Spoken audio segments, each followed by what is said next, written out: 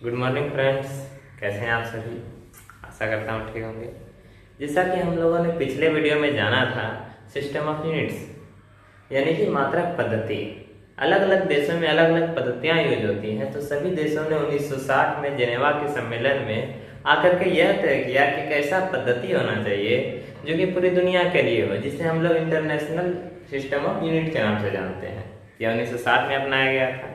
आज जो हम लोग जानेंगे उस यूनिट के तहत, ऐसा यूनिट के तहत कौन कौन से मात्रक हैं, मूल मात्रक कौन कौन से हैं, पूरक मात्रक कौन कौन से हैं और उनकी क्या परिभाषाएं दी गई हैं। तो चलिए शुरू करते हैं। तो चलिए आज हम लोग बात करते हैं ऐसा यूनिट के अंतर्गत आने वाले सभी मूल मात्रकों की। तो शुरुआत मीटर से करते हैं। मीटर, आखिर मीटर है क्या? ठीक है, एक निश्चित दूरी मीटर कही गई है। किस बेसिस पे? ये निश्चित दूरी आई कहाँ से? मन में ये प्रश्न तो उठता ही होगा, नहीं उठता है तो सोचिए कि आखिर मीटर को एक निश्चित दूरी इतनी ही बड़ी क्यों ली गई। ठीक है, तो इसका जवाब इसके परिभाषा में छुपा हुआ है। तो चलिए शुरू करते हैं इसकी परिभाषा। निर्वात में प्रकाश के द्वारा 1 सेकेंड के 299,792,458वां सेकेंड में तय की गई दूरी को मीटर कहते हैं। 1 सेकेंड के कौन सा? 299,792,458 सेकेंड, या 1 सेकेंड के 29,97,92,458वां सेकेंड में हिस्से में तय की गई दूरी को 1 मीटर कहा जाता है। ठीक है, तो मीटर समझ गए। सोचिए 1 सेकेंड हम लोग के लिए कितना छोटा है, उसका भी हम लोग 29 करोड़ हिस्सा कर रहे हैं। उस हिस्से में जो प्रकाश तय करती है उसे मीटर कहते हैं। ठीक है, तो बड़ा ही आश्चर्यजनक तथ्य है ये। ठीक है, 1 सेकेंड का उतना भी टुकड़ा हो सकता है। सोचिए कितना छोटा टुकड़ा होगा। खैर जो भी हो, ये यूनिवर्सल परिभाषा है। ठीक है, ऐसा यूनिट का इंटरनेशनल परिभाषा है, इंटरनेशनल डिफिनेशन है। तो हम लोग आते हैं, मीटर की परिभाषा जान चुके हैं कि मीटर क्या है, इसको किससे परिभाषित किया गया है। अब इसको लिखते कैसे हैं? ठीक है, इसको सूचित किससे किया जाता है, इंडिकेट किससे किया जाता है? तो मीटर को सूचित करने के लिए हम अंग्रेजी अक्षर के छोटे एम का प्रयोग करते हैं। ठीक है, हम लोग मीटर को सूचित करने के लिए छोटी एम का प्रयोग करते हैं। ठीक है, मीटर को किससे सूचित किया जाता है? छोटी एम से। अगला जो मात्रक है वो है किलोग्राम।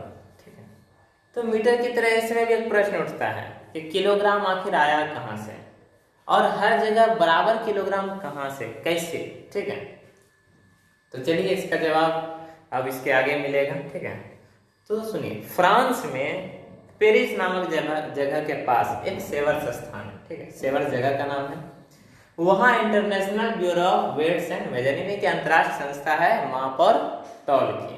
ठीक है, उस संस्था में एक प्रोटोटाइप रखा गया है किलोग्राम का। प्रोटोटाइप का मतलब होता है प्रतिरूप। ठीक है, उसको हम लोग कहते हैं the international prototype of kilogram.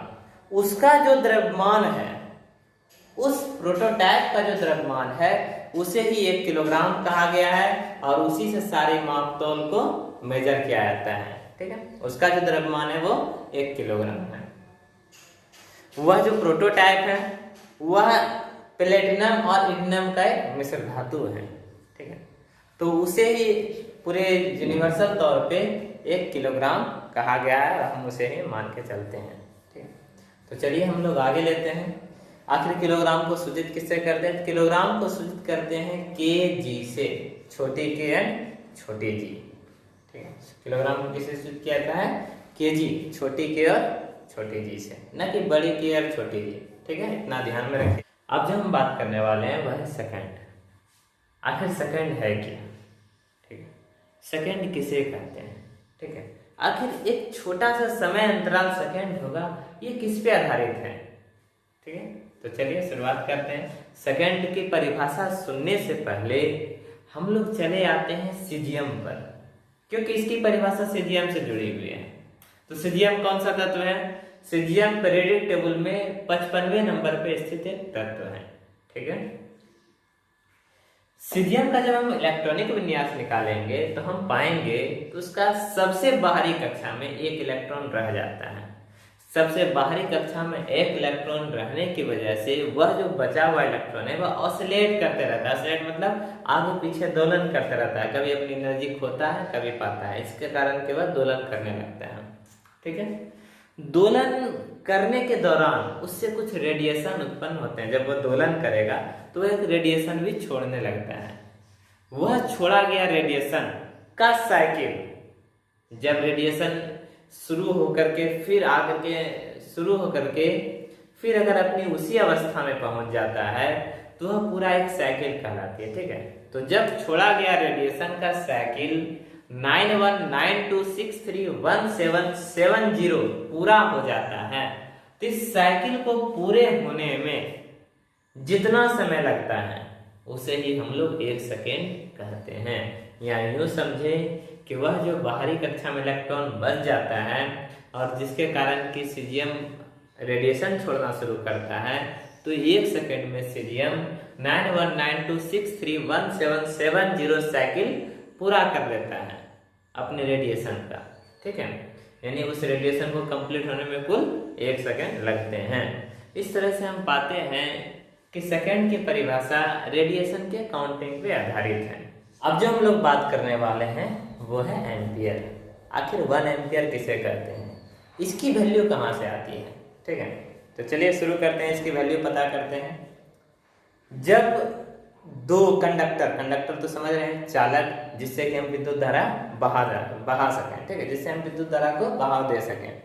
जब दो कंडक्टर, एक पैरेलल कंडक्टर जो अनंत दूरी तक गई हो, कहीं भी एक दूसरे को छूती नहीं हो, जब दो पैरेलल कंडक्टर को हम 1 मीटर के डिस्टेंस पे रखते हैं, ठीक है, और उससे हम विद्युत धारा का फ्लो शुरू करते हैं, यानी उसमें इलेक्ट्रिक करंट देते हैं, तो वे दोनों कंडक्टर उस करंट के प्रभाव से एक दूसरे को या तो खींचेगी, अगर डायरेक्शन उल्टा होगा तो खींचेगी, और डायरेक्शन सेम होगा तो धकेलेगी। यानी कुछ भी हो वह फोर्स लगाएगी, एक दूसरे के ऊपर क्या करेगी, वह फोर्स पैदा करेगी। ठीक है, तो यह जो दोनों कंडक्टर के द्वारा इलेक्ट्रिक करंट पैदा करने के बाद लगाया गया फोर्स है, अगर 2 गुना 10⁻⁻7 न्यूटन का है, तब हम कहते हैं उस दोनों इलेक्ट्रिक करंट में 1 एम्पियर की धारा बहती है। ठीक है, बह रही है। यानी कहने का मतलब यह है कि अगर इलेक्ट्रिक करंट फ्लो करने के बाद अगर किसी दो कंडक्टर जो कि 1 मीटर की दूरी पर रखे गए हैं, उन दोनों के बीच का लगने वाला बल 2 गुना 10⁻⁻7 न्यूटन है, तो इसका मतलब है कि उन दोनों तारों में, उन दोनों कंडक्टरों में बहने वाला जो करंट है वह 1 एम्पियर का है। ठीक है, तो यहाँ से एम्पियर की परिभाषा हमें समझ में आती है कि एम्पियर किसे कहते हैं। अब इसे सूचित किससे करते हैं, एम्पियर को सूचित करते हैं अंग्रेजी के बड़े अक्षर ए से। ठीक है, अंग्रेजी के कैपिटल लेटर ए से हम लोग एम्पियर को सूचित करते हैं। अब जो हम बात करेंगे वह पदार्थ की मात्रा का मात्रक मोल। आखिर मोल क्या है। ठीक है, तो आसान भाषा में समझें तो मोल एक ढेर है। ठीक है, एक ढेर है, उसमें चीजों को गिन के रखा जाता है और वो पूरा बंडल एक मोल कहलाता है। तो उस बंडल में कितने कण आते हैं, कितनी वस्तु आती है, उसके बारे में चर्चा करते हैं। तो मोल किसी पदार्थ के प्राथमिक कणों की एक खास संख्या है। ठीक है, अगर किसी पदार्थ में उसके प्राथमिक कणों की संख्या 6.023 या 6.022 दोनों होता है, कहीं कहीं पे अलग अलग मिले हैं। ठीक है, तो 6.022 गुना 10⁻23 हो, अगर किसी पदार्थ के कणों की संख्या 6.022 गुना 10⁻23 हो, तो हम कहेंगे कि वह पदार्थ 1 मोल है। यानी उस पदार्थ की मात्रा कितनी है, 1 मोल। अगर हम लोग इसे केमिस्ट्री में समझें तो केमिस्ट्री में इस प्रकार समझ सकते हैं कि कार्बन 12 C12 कार्बन 12 के 12 ग्राम मात्रा में उसके जितने परमाणुओं की संख्या होगी वही 1 मोल है। ठीक है, कार्बन 12 के 12 ग्राम परमाणुओं में जितने परमाणु होते हैं वही 1 मोल कहलाता है। ठीक है, अब मोल को सूचित किससे करते हैं, तो मोल को सूचित करते हैं छोटी अक्षर MOL से। मोल को किससे सूचित करेंगे, छोटी अक्षर MOL से। ठीक है, अब जो हम बात करेंगे वह है केल्विन। आखिर केल्विन है क्या, ठीक है।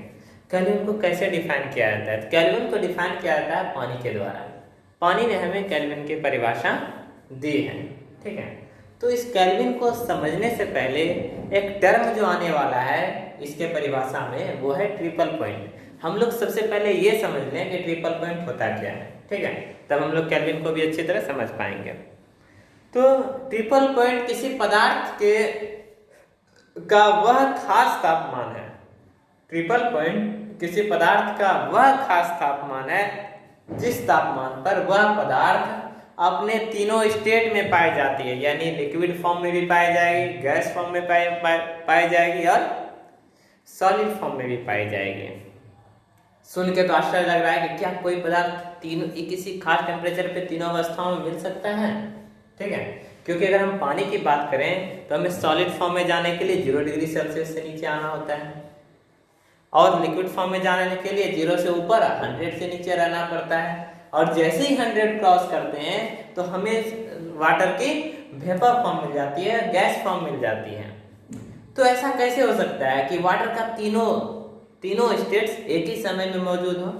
तो बिल्कुल ऐसा हो सकता है, ठीक है। और जिस टेम्परेचर पे ऐसा हो सकता है उसे हम लोग कहते हैं ट्रिपल पॉइंट, ठीक है। तो अब केल्विन की परिभाषा हम कैसे देंगे, ठीक है।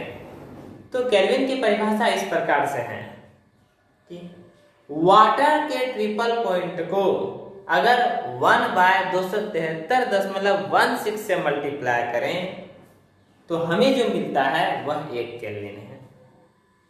हमें जो मिलेगा वह क्या है? 1 केल्विन।